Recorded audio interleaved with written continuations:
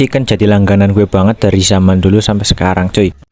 Dan ini tuh namanya Kaf ya cuy, brandnya namanya Kaf. Ini tuh menunya banyak, ada apa aja tadi lah, banyak banget. Pokoknya yang paling saya suka di sini itu ayam gepreknya cuy.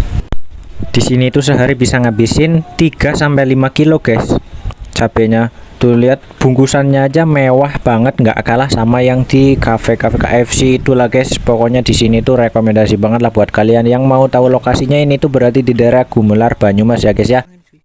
Ini dia penampakannya kenapa saya makan di hutan. Ini viewnya bagus ya guys ya. Ini saya sambil jalan-jalan yang sepi juga biar nggak ada yang minta ya guys. Wah, rasa dagingnya juicy, crispy-nya banget, pedesnya nampol pokoknya guys. Harganya cuma 15.000.